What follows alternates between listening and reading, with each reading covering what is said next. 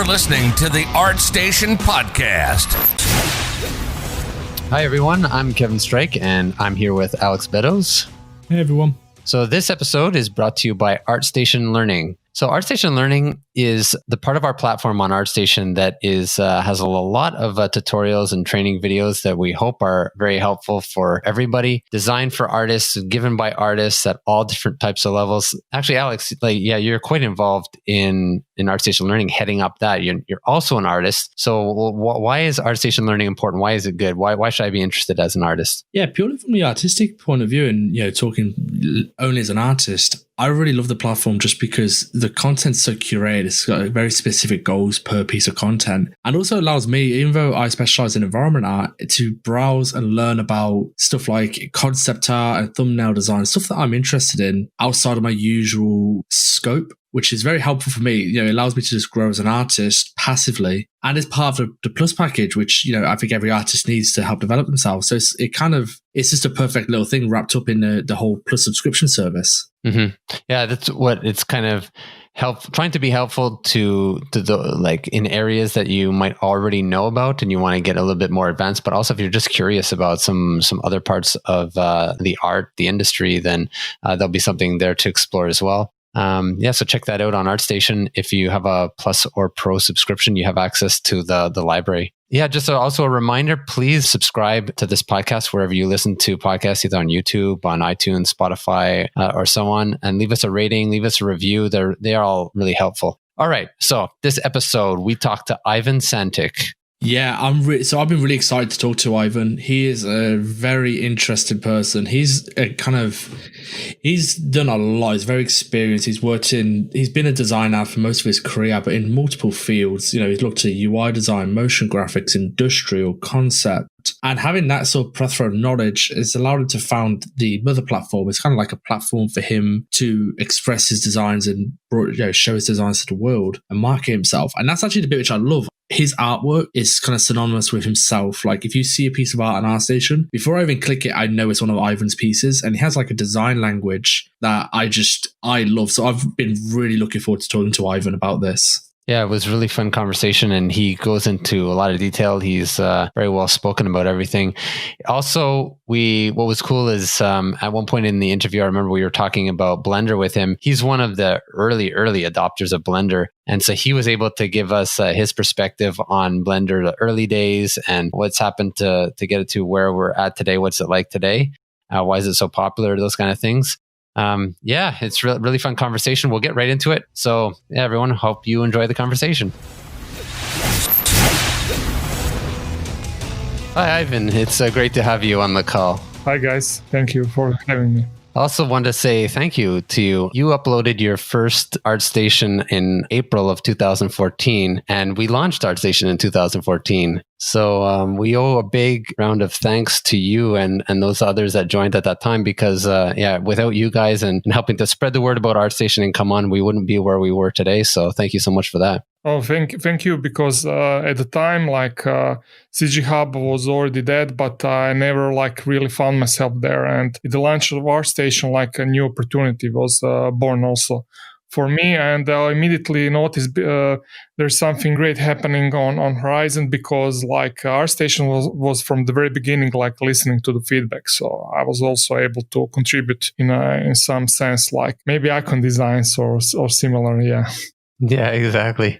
Thank you. So let's maybe start talking about your most recent upload to ArtStation. You have a really cool headset design. Maybe you can talk a little bit about that and the inspiration for that. And it was inspired by the Alien headset, so to speak, but it's not. It's completely different product, so to speak. So it's not just something revived, and it's also designed.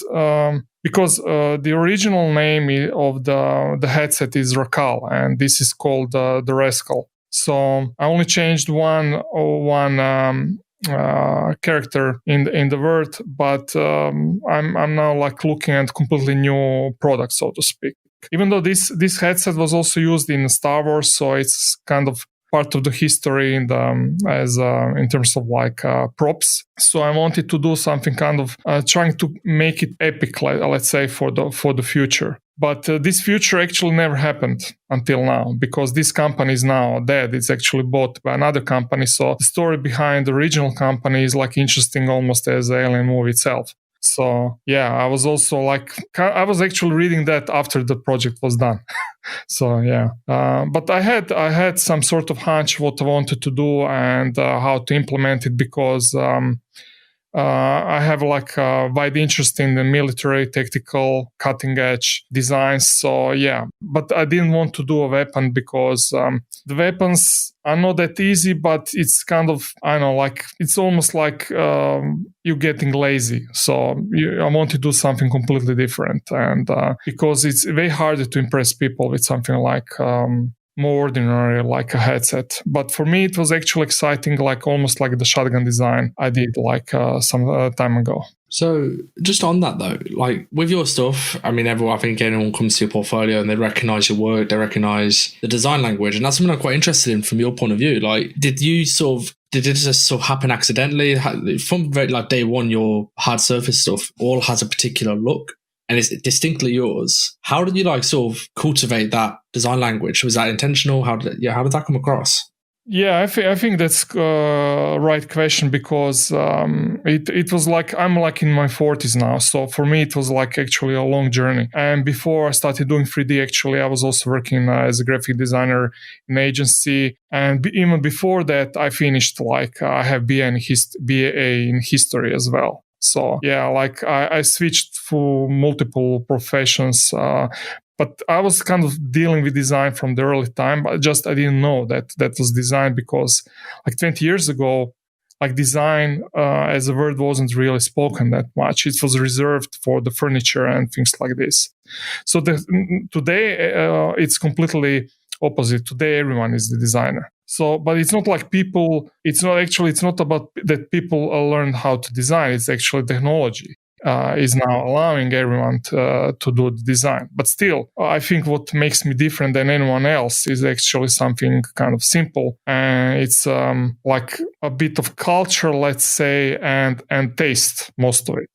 I think because we can go in the same school, but at the end of the school, we will still be making different choices. So yeah, so maybe that's the biggest difference. And I'm really paying attention what I'm going to do next and how I'm going to do it. And yeah, I think the word cultivate, I like it because it really explains and describes what I'm trying to do. So I'm kind of happy like if this got through, because I also want designs that they speak for me. So even without this podcast, like people will see me through that design.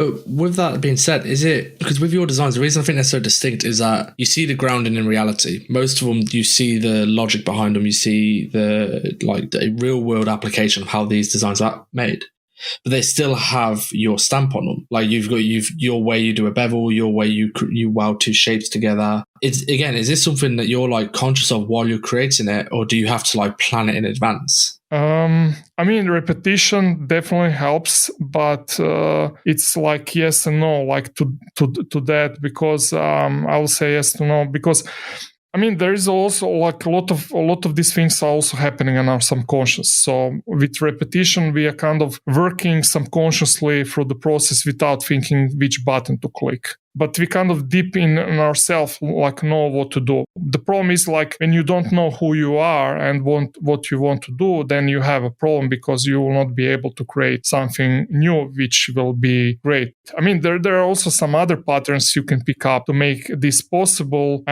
But still, I think the tools like 3D apps, on example, when I'm done with project, then everyone asks like, what did I use for modeling and what did I use for rendering? And doesn't really matter that much, because the idea is what matters. And because you can make your idea in a drawing itself, you know, the drawing, the plain paper will hold it together, no problem. Like if you have kind of clear and concise idea what you wanted to do and what you wanted to achieve with that. And also, yeah, with every project, I'm trying to solve something also for myself. Like I'm like slowly but surely like building my universe, and also like doing things which I'm not seeing around. So I'm not really thinking like what people would like to see. I'm more like thinking what I would like to see based on my experience and also my personal wishes. And in that regards, I don't also think there are like dream projects.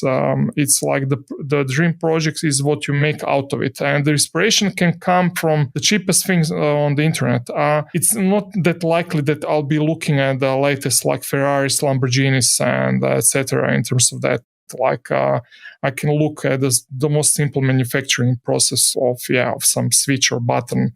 So I kind of started to play with these ideas in my designs quite early. And now it's kind of interesting like to see that I see a lot of people actually incorporating switches and like different parts on the weapons which were never there because they were lacking some sort of like prototypes, even digital ones, to be able to comprehend this is possible. And it will hold the water, so to speak.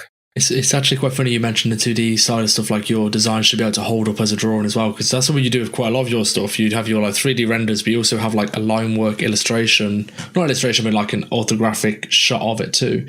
And I like them because they sort of like I said, the design still holds up as a Linework drawing. And it kind of reminds me of like when I used to do logo design, we used to always be told never apply color. The design should stand up on its own 2 feet as a black and white image. You shouldn't rely on color to sort of reinforce it. And I kind of get the same vibe from a lot of your stuff in that as a 3D image, they look amazing. But then we get them into, you show like the Linework version of them, and they still look really cool and interesting and hold up just as high quality. So it's just, now you mentioned that, like, your designs, you can put your designs together in 2D as well. It kind of resonates with what you already have as well. I had this learning curve because I was also working in a graphic agency, so I was like picking up the tools as they were coming. And before that, I was also like, when I was really young, I was also taking art classes. I was even trying to get in this art academy, but didn't really go through.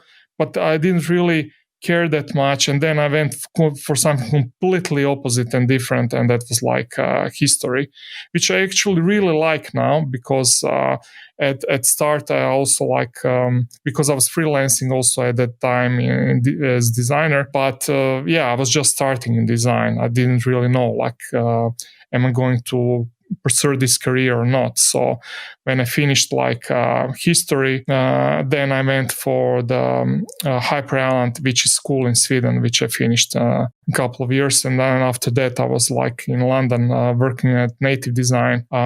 That was about a year, and then I came back to Croatia. I was actually thinking I'll go back and work for some maybe industrial design agency abroad or something like that. But I just like the projects were starting coming, and I just like started working on them, and then that time was prolonging. And now like I have my own studio, so to speak. So yeah. It's funny you mentioned your own studio because your studio is actually synonymous with your design. Like your design language, your brand, all of it tied together in one thing. Like, again, was that intentional? Did you just sort of go, okay, we'll create your own studio and your own thing? And it's like, oh, all of the stuff we have so far, all the design language and all the ways we're creating our art is synonymous with our brand, and they're kind of like symbiotic almost. Again, is that like, did you plan that, or is that just sort of a happy accident?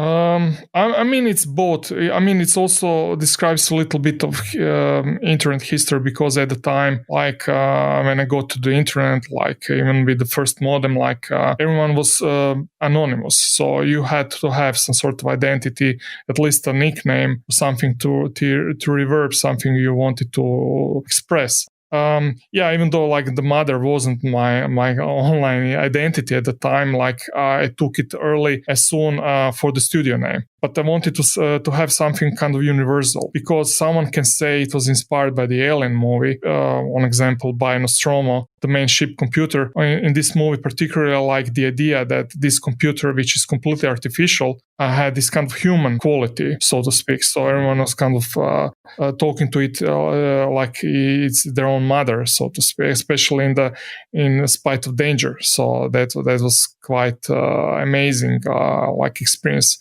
Unfortunately, I don't see that in sci-fi, I mean, in movies in general that much today. I mean, like, and maybe my stuff and my designs became a little bit like a synthwave as well, because I kind of can find a more quality sometimes in that era. Maybe because the technology at the time wasn't that advanced, so only the best people could kind of like build it.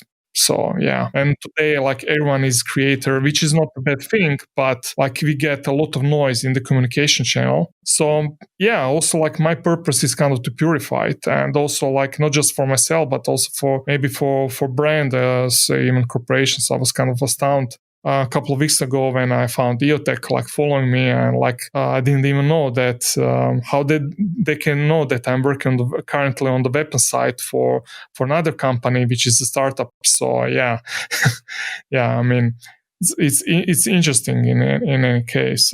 Before like to come up and work with all these things, like everyone was like looking for university, like what did you finish? And today, like because like internet is like your main communication medium, like you can practically pick anything you want, and if you're good at it, like the offers will start coming. Simple as that. The mother brand is, did you create that for business purposes, like so that you would, to be recognized, or for an IP, like because there's a story and there's an IP?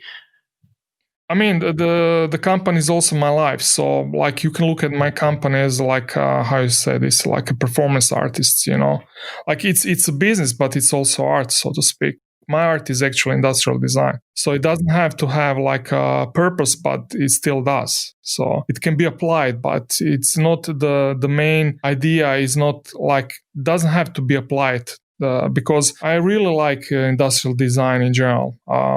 Also like automotive design, but I have to say that I'm kind of looking at automotive design a little bit different probably than other people, because I'm also trying, and also like in my workshop, which is also branded by Psychological Operations, I'm trying to explain people like you shouldn't like idolize anything. Because if you become too attracted to something, you can kind of lose this kind of not peace of mind, but you kind of lose this kind of sharpness. Like you're thinking in a different way about things you love than in things you kind of looking from the distance. So you're saying that, you know, when you become too attracted to something, your opinion is naturally being tainted, or sort of it's being influenced by the thing you love because you love it. So it's good to just sort of keep it at arm's length a little bit, so that your opinion is still your opinion and not influenced by outside factors. This is actually something, maybe this will be funny to some people, but this is something which I actually got from the Bible. So like the golden calf and a lot of things and philosophies actually. And it's helped me. It's actually a really great reference point, because today like there isn't many reference point left so you can grab. And if you're like doing things without a reference point, like you can get lost really easy. Like this is like why Alien as a movie works so great. I mean, like I'm not even premeditating any of these thoughts, because like I think this is just as it is. And also like not just to speak about myself, like there are also some things as we started talking about maybe Nostromo a little bit in Alien, like the Geiger, on example, he's like maybe today seen more as the illustrator. He's like industrial designer, like he was doing furniture design. And I think that most of people have completely wrong image, like who he is and what he was trying to do. And design is kind of state of mind. And Geiger, other than design, was also playing with some different stuff, which is more like defined by the word occult. And occult simply means like hidden. So it doesn't even mean magic. So in that way, it's kind of interesting. Like it can align with the design itself so easy. And also the movie itself, like Alien, like it's talking to you on so many levels, because if you look at this kind of creature, it's really clumsy and ineffective, and then like everyone is taking as granted like a killing machine. So we should ask ourselves like why is it so effective? Like why is this design is so much talking to us? And it's because of I think Geiger kind of understood the world around him or inside him, because everything in the movie is actually, in terms of like organic design, is actually human inside out. And this is like the normal thing in Satanism, because everything is inverted and you can actually see it in the actual design. And I'm seeing like also like a lot of illustrators, sculptors picking up Geiger but they're unable to comprehend these thoughts. So in that way, they're unable to like make anything better than him, because he wasn't using any of this content as some sort of kitsch. I don't know how this word translates in English, but everything had a meaning. So it's actually design of the human, like from inside to out. And this is why this movie is so scary, because your subconscious is understanding that perfectly, but your conscious doesn't. So yeah, it's really simple. And Geiger, why I have mentioned him, because he was my kind of entrance to the industrial design from the art itself. Can you go a little bit further? How did you manage to, if he was your introduction, because obviously Geiger people recognize as all the organic design, they all lean towards that. Now, obviously, when we look at your stuff, it's super industrial, hard surface. How did you manage to separate the fact that he was your like leading interest to get into industrial design? How did you then separate the fact that he was so heavily organic based and smooth, like, you know, them twisted and like chaotic shapes, whereas yours are far more structured? How did you separate them? Maybe the only difference is that I'm not playing that much with fire as he did. Yeah. Because, I mean, like, it's also interesting, like, he's looked upon as one of the most successful designers, sculptors, illustrators, how do you want it. But actually, he wasn't in my eyes, because he only worked on one movie. Everything else is additional design by Geiger. So, like, Hollywood completely left him, you know, like, and I don't think he was fulfilled in that department at all. I mean, he was doing his own thing, and towards the end of his life, he was like, he bought some sort of castle, and unfortunately, I don't know how much time he managed to enjoy there. But yeah, I was definitely looking at him and trying to comprehend what he was trying to say, and but yeah, my interpretation is also mine. So like, I'm not like talking that I'm an expert on him, but also like I was quite astounded listening people who like experts on him, not even mentioning or knowing this stuff, like also like separating, for example, the religion and things he believed from the design he was doing. And you can't do that, you know, like it's about him or not, you know, like you can't separate layers you like and the layers you don't, if you really want to learn more about that person, so to speak. So it's the same, it's with me or anyone else, I guess. With my design, like, it's also like it's about the values. So yeah, he had his own set of values. I have my own set of values, and I'm trying to like put these values in designs and leave these designs also talk for myself, or, you know, like people, because even though I create it for myself primarily, like I really enjoy if that works with other people too. So yeah, it's out of curiosity, like from a purely creative point of view, when you're doing stuff like freelance, whether it's for film, games, industrial design, fantasy, whatever it might be, is it sometimes difficult for you having such a distinct style? And I keep going back to style. I know it's a weird thing to reference when we're talking about hard surface, but it's distinctly yours. How do you handle, like, someone says, okay, we want to do this particular visual style, and you're like, well, this is the way I'd do it, and you have like your way of doing something, but it has to be different. It can't be your style. If that makes sense. I mean, I'm surprised sometimes by my own decisions, so to speak, but there are things which are actually, as I was speaking about subconscious, and this is actually used in business, like automotive design. I mean, I'm not expert on cars, but I did. I worked with Rimac on. I was actually producing his first animation, like when he was showing the car on the Frankfurt Motor Show, the concept one, which was the first. Yeah, so Rimac is like Croatian supercar manufacturer, and he's also famous because in these circles, because he's producing parts for other manufacturers as well. But automotive design for me is quite interesting, because the car itself like is consisted of multiple products. So like personally still looking at the car as one like unique kind of product, but it's actually consists of multiple. So, but then like what makes this product like held together? It's actually the designer, like who drew it, but he actually, and yeah, this is also the fact, the car design is still drawn, so to speak. This is the primary way to design a car. So it's not when marketing team like is showing the car, like they're talking about all these features, drag force, blah blah blah. But then the car was actually created to be sold, not to be fast. And and also on the other hand, like people today like to say they believe in science. I'm completely fine with that, but sometimes it's oxymoron, because it's also interesting. Like I don't know, like did people notice that scientists aren't really creative? And on the other side of spectrums, also, like if you look and talk about companies, if companies are that smart and unique and everything, why they need all this fresh influx of creative people to keep it together? Because and students and people who are doing internships, etc. So yeah, like the whole industry is like quite interesting, because when you start looking into it, like you have at the end more questions than answers.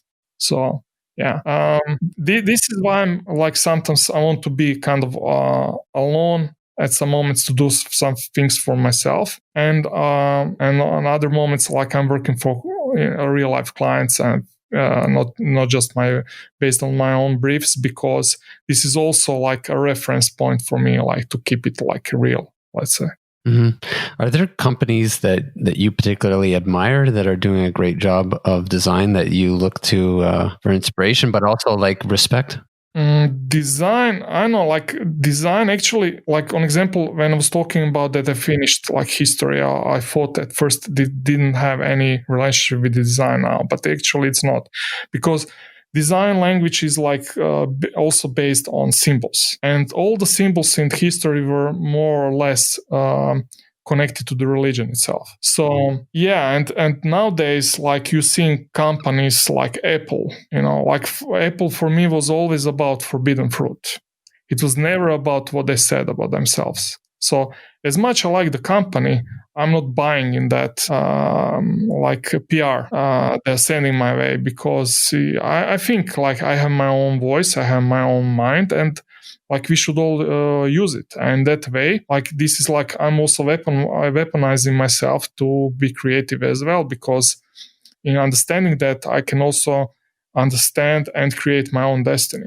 And you feel that like a company like Apple, forbidden fruit is trying to take that away from you? No, not really. It's not a bad thing, but they want. I mean, like for them, you're just a consumer. It's not like I don't want to work for them or something like that. It's not hate. It's just professional understanding, like who we are, nothing else. So yeah, I don't have this kind of hate-love relationship. It's just about myself trying to understand the world around me, like just as we were children. So this is also like what makes us create new designs, like simple as that. You're just more like professional and more successful in doing it. But yeah, in design you're still kind of playing, because this is the act of creation is actually you're like a little god, so to speak. So I think it has a lot with religion, and it doesn't. It just depends how you like flip it. But yeah, if you don't want to have these answers, like maybe some people then shouldn't ask like how I come with ideas, so to speak. So yeah,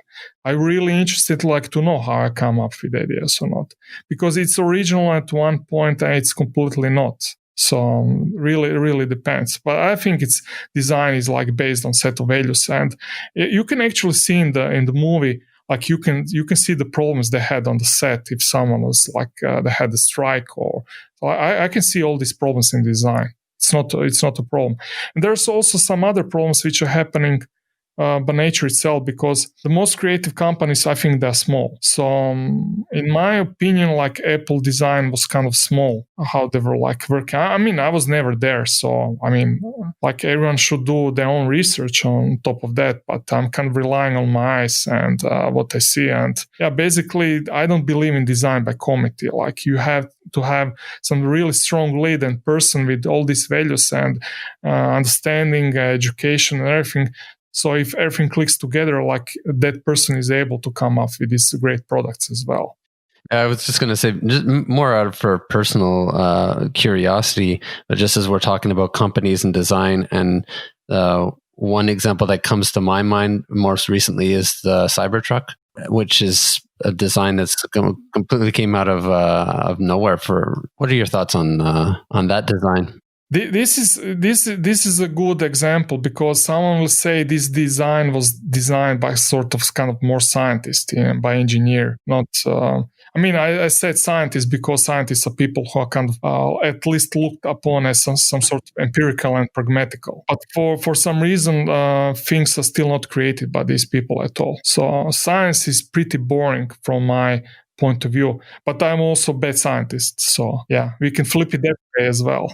So you believe like the design of the Cybertruck is more related to the engineering and the science of the structural integrity of the vehicle instead of it being a design decision? I mean, at least this is what they're communicating. It doesn't also have to be true, because like if you don't have machines which can respect this manufacturing process, like it's actually way harder to produce than an ordinary car. And because there's also reason, psychology of the car design is extremely interesting, because I think people who are looking at cars, I mean, at least men, let's say, as a beautiful woman, like it has hips and everything. It has this streamline flowing through the side, and this streamline is not that important for always for the aerodynamics. It's also important for the look, so the reflection can travel through that form. And if you have some issues, like if the streamline was like kind of cornered or whatever, if you don't solve it.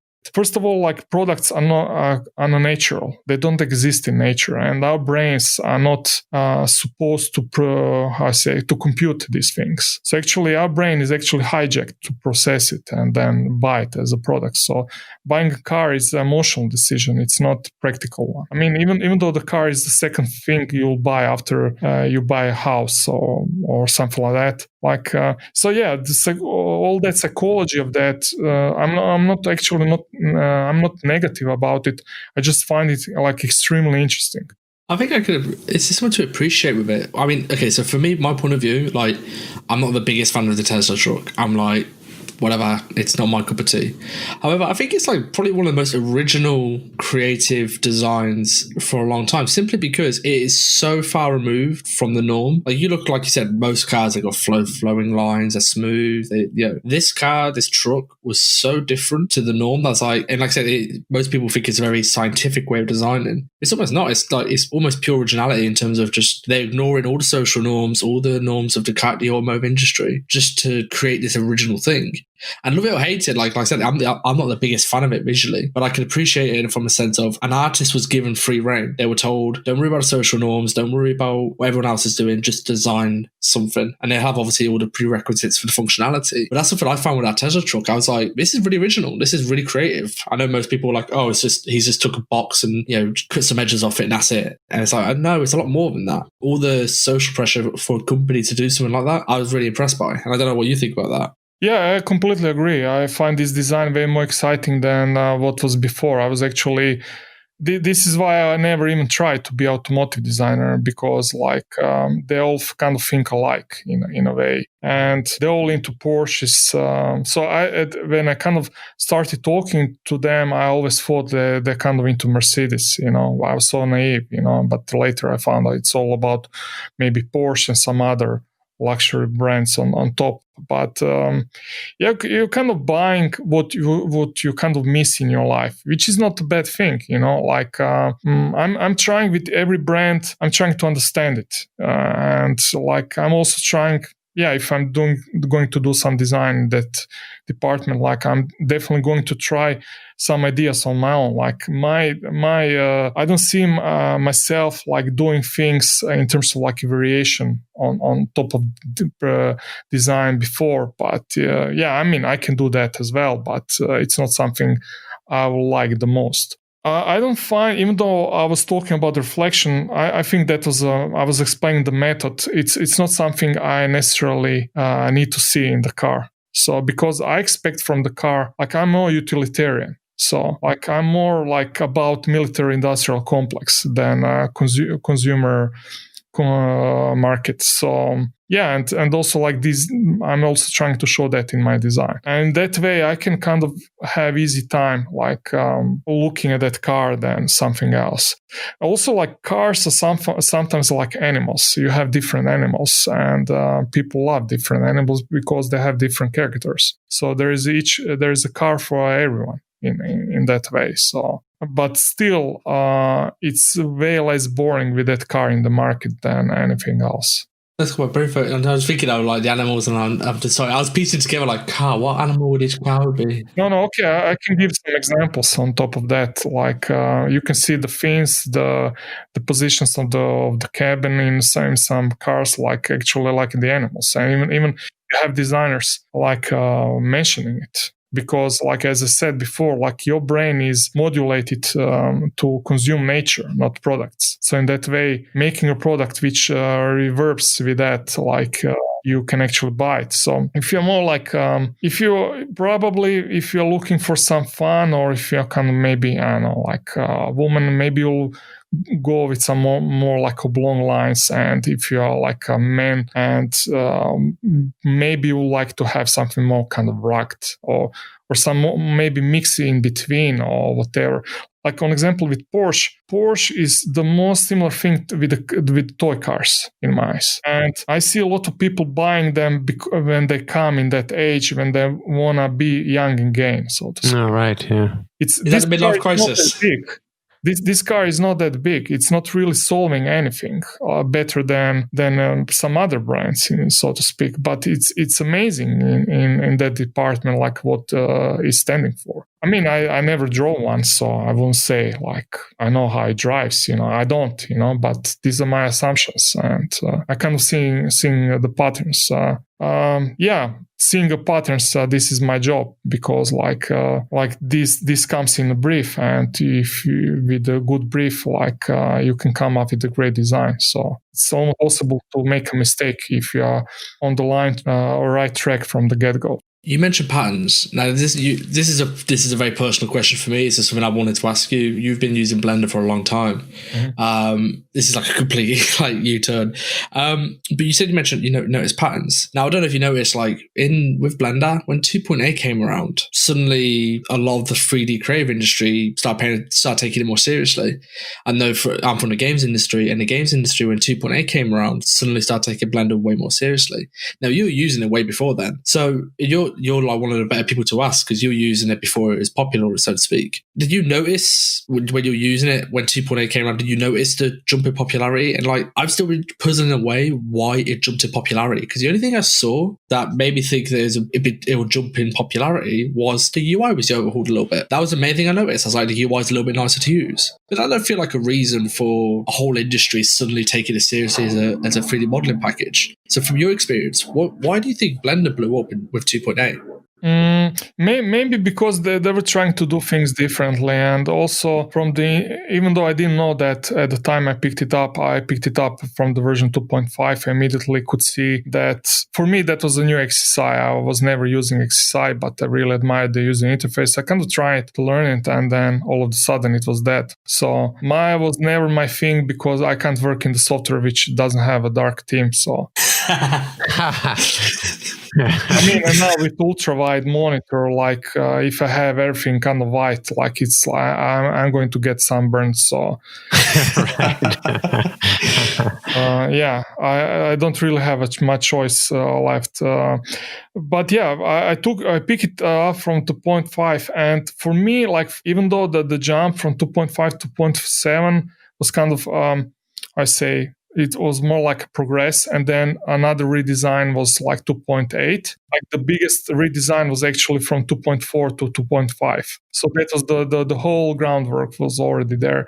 But what's actually astonishing, because at the time I was complaining, even the bevel wasn't implemented right at the time. Like this is the most rudimentary like a tool in modeling. Everyone knows that, but wasn't there. But Ton, which is CEO of the Blender Foundation and behind the Blender helm for all that time, he was like talking about he was looking in the future like 10 years ahead. He wasn't like really concerned that much about bevel not being implemented at the moment, because that was just the moment of the of redesign. He was dealing with the whole architecture, and also through Blender I met developers. So I'm also like producing add-ons, and some free, some commercial. Let's say even the like commercial thing in Blender like world is also like an interesting variable as well. But yeah, I mean it's something like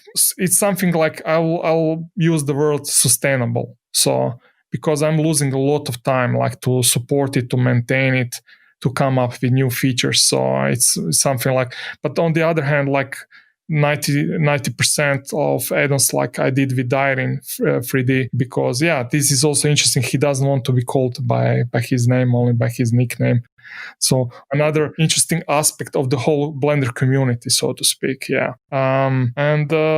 So our like the biggest add-on is like batch ops, and all these add-ons we produce are the ones I'm also using myself. So because there's so many work left, and yeah, like even Ton and everyone, like if you don't like something, you can change it. Like it's open source. Like allowed to do it. So are you going to do or produce an add-on which will solve your life, or you're going to do to work on the actual, application itself, which is a bit harder? Because you have to know a bit more. But the one of the interesting factors is that the Blender is actually updated every day, and like I report a bug, and I did a couple of times, and this bug gets fixed probably in maybe a day or two. It doesn't have to be always, but it happened in my case. So, and that user experience was amazing. I never had this relationship with any company. And on the other hand, I'm also like beta testing a lot of other softwares. I'm also like using a Notion quite a lot for my notes and all my database, project management, everything is there now. And this is now also like interesting niche. So yeah, I actually used Notion to maintain my Kit Bash database gallery, so to speak. So I don't know, like I was even requesting that feature from them, and then like they showed me like that in Notion like a couple of weeks later. I'm not really even sure like was I behind it or it was just aligned in terms of like development. But yeah, it was interesting. Notion's great. It's we use it for managing. We have a learning community, the Dynasty Empire, and we use Notion to manage everything, like all the different projects. Like we have the main hub and like all our learning resources there, the podcast, and then it has all. The other thing with Notion I find is if you have somebody managing it who doesn't know Notion, it's the most ugly, unfriendly piece of kit to use because people because they haven't set the pages up properly. Luckily, the guy that manages our Notion page knows how to use it, make it at least navigatable and aesthetically pleasing. But it's funny you mentioned like them types of software, because it's the kind of stuff. It's like as an artist, it's easy to get focused in on the 3D software, the texturing software, ZBrush, whatever it might be. But the management software, Notion, Trello, Jira, whatever it is you decide to use, can make life so much easier. Like you said, when you're doing bigger things like add-ons or kit bashes or anything like that, yeah, it's like these things, having a good management tool is really important. It's really, really important. And just come back to Blender though. I'm curious on your take on it. I want to come to the community thing you said about, like add-ons and paid add-ons and all this kind of stuff. Because you're right, it's an interesting landscape because of the open source nature of it. And it's a very weird place for commercial stuff. I'm on the side of the fence of you should be paid. If you want to sell your work, you do good work, you want to sell it. If it's good, people buy it. Like the market will decide whether it's good or not. You get a lot of people who are against this idea and they think, no, Blender's open source, it should be free. Now, like I said, as an artist and me who uses add-ons, I pay for add-ons, for Blender, I love the software. I'm like, yeah, I'm okay with that. How do you feel about it? As someone who's a little bit more, because I only jumped on Blender at 2.8, so I haven't been in it as long as you. I mean, it depends on from add-on to add-on, I guess, from the creator to creator. Mm-hmm. I'm not really certain Blender should be kept as it is. I don't see it working as a traditional company. I think this will affect the development quite a lot. And people are amazing, but inside of the community, but a lot of them think differently. And also like the community itself of the Blender, if we even put aside the software, because if we talk about the management itself, went through some changes as well. So at some point were some people who like more like a fanboys. They were not really using Blender, but they were trying, like it was like a political party almost. Yeah. Or religion or whatever. But I mean, I wasn't really there. I was only looking what's there for me. And then all of a sudden I was like part of it, also doing something for it. And in that way it works really well. But you still need someone like Tone, like as he's describing himself as a benevolent like dictator, and to keep it together. Someone who is like true to himself and with values, because that's you simply need that person. Like I don't know, like Apple, like what Apple was with Steve Jobs and what Apple was with Pepsi guy behind. Like one guy was thinking kind of like in one way, another was just looking at the numbers. And then the development of the new products completely stopped. And Blender is like developing all the time, like daily. Like it's only good cancer, I know, I guess. So, but outside that, we don't see that much in anything else. So in that way, no, you don't, do you? That's the bit which I think sets Blender aside, is this the speed of development. Like, you got like hard ops stuff, you got a decal machine, a mesh machine, batch ops, all the different add-ons, the cloth brush and the sculpt inside of Blender, which is going on leaps and bounds recently. The cloth simulation, like, because it's open source and you're seeing all these things grow at the same pace. Normally with a company, and it's what makes big companies slow, is we have to focus on this one thing and focus our resource on this one thing, and this one thing is developed and then it's released, and then we move on to the next thing. Because Blender's open source, I love the fact that I'm seeing all these different aspects of Blender grow at the same pace. And I mean, they're growing fast. Like, Blender's already become... I don't think that was the case before. It wasn't before? Not so much. I mean, because now they have enough. I mean, it's never enough, but they have way more developers. So yes. This is like it's also interesting to see how you're looking at these things, because I already have like pre-existing experience with that. And if it goes longer, it can be a little bit different than yours. And you kind of, I don't know when did you pick it up, but like if from 2.8.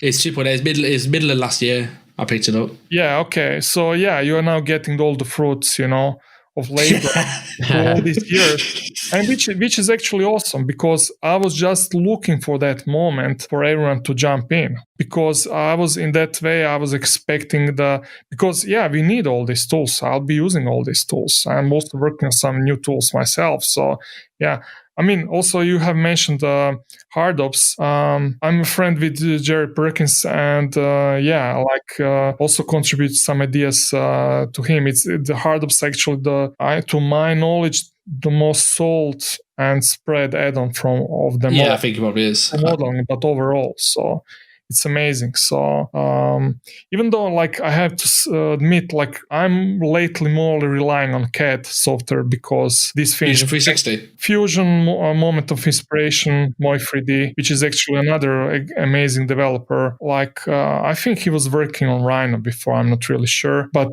he's like, that program is so slim and powerful. Because I need it alongside the Fusion. Like there are some features Fusion doesn't have. There are some features Moi doesn't have. And so on each design, I'm sometimes using both. No problem. Like I don't have to like buy completely into one or another. So or you can deal with the form in one and then finish do the finishing touches another, or etc.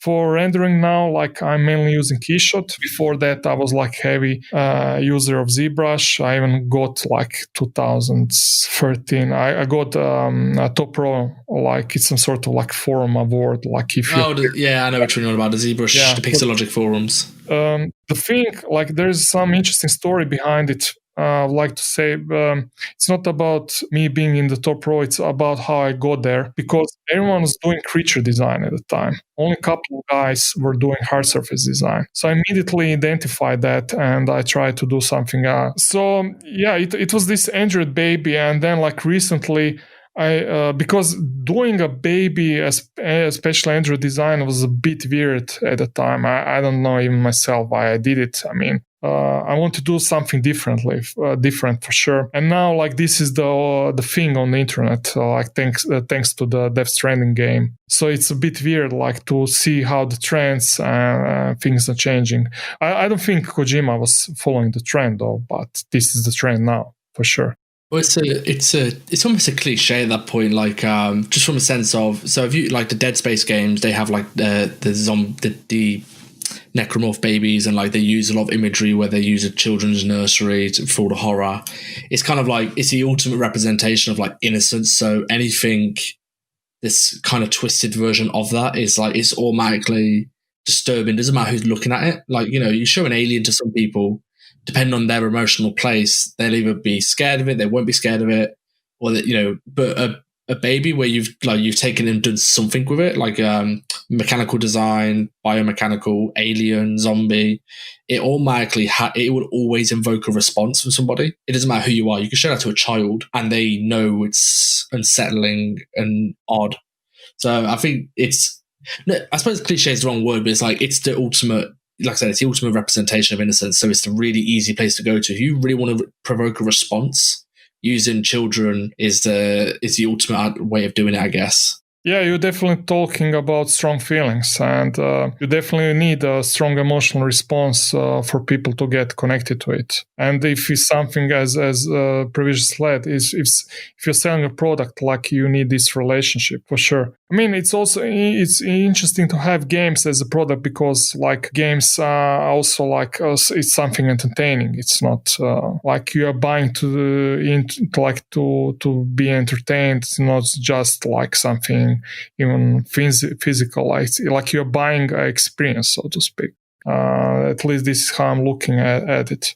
But also wanted to raise another thing, like with companies today, like creating new things. I'm almost sure they still don't understand how design is powerful, because like designers like are there like to create new things, and also like out of the thin air, especially in the digital arena, so to speak, which was before completely unprecedented. And before, like, things were kind of dictated more like from the industry itself. Now, so I myself like looking more like into indie kind of games, because the creativity is like there.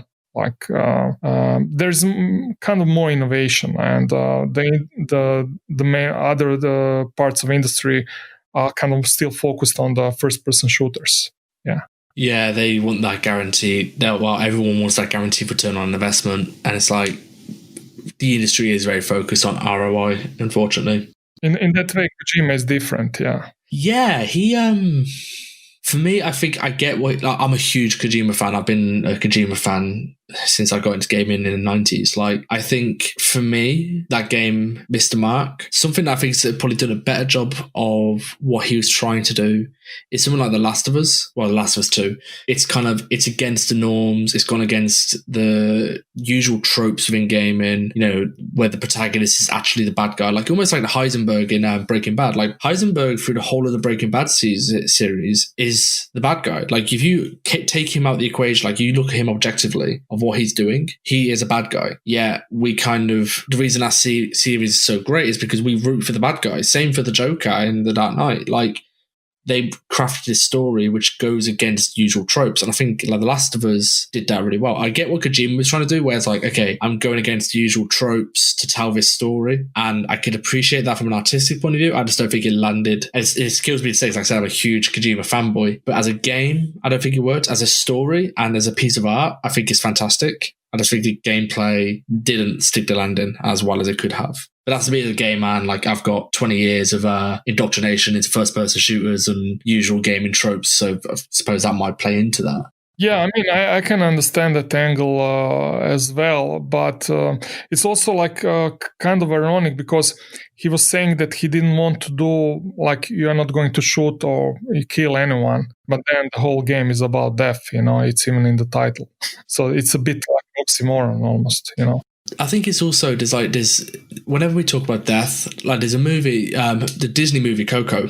I remember watching that, and the first time I watched it, I was like, this is really dark. Like this is about the dead people and like trying to save their family. And then when I was watching it behind the scenes, I was talking about it's amazing how like you got like moral relativism, where it's like, in that culture, death is celebrated. It's a good thing. Like and they have a completely different viewpoint on it. And the way they told that story, I was like, that's where I'm like, the way they approach death, the way they tell the story, I'm really appreciated. Like, because it made me question it. Because like, as a viewer, I'm watching this, I'm like, this is a kid's movie, and I'm finding this really dark. And I was like, oh, it's because of where I come from, how I perceive all these things. And I kind of like, and I think that again, like you mentioned Kojima, where like he's told this whole story about death without actually ever killing someone.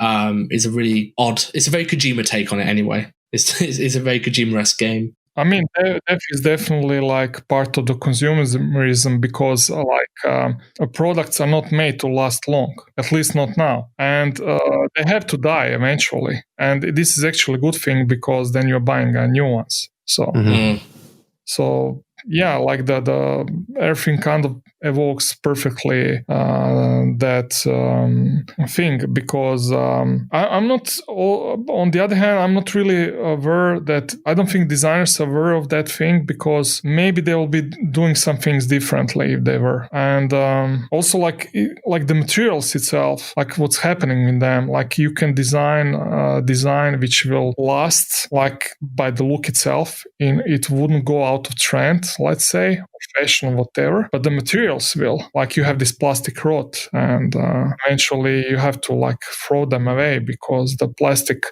has some sort of chemical which evaporates for time, and then the whole thing just turns into dust. It's so biblical. But yeah, like there is a lot of things to interpret in the industrial design as art, almost, like it has all this there is a story for sure. And yeah, just like in cars, like you can see certain animals' faces, noses, how the lights are designed, put like the proportions, some cars look like sharks, and then like they're swimming into the traffic, and then yeah, you see it, and you can see the antennas now, they look like the tails. So yeah, shark fins on the BMWs. Yeah. So it's not like they're hiding it, it's in the open. I mean, there are a lot of things in the open which people don't see. Like for me, like an example, if you take Hollywood, like for me, that was always a magic moment. I never thought about Hollywood as an industry, because I think the whole purpose of that industry is like to project a certain reality. Not about, I don't think it's about the money, especially because nowadays money is like completely digital, doesn't hold any value in gold. So for me, that's not even money, it's just a credit, The whole money thing is just backed with our belief in it, nothing else. As soon we stop believing in it, like the whole country goes bankrupt. It's so easy. And yeah, if you believe in gold, like you will not have a problem. Are there specific resources that you go to for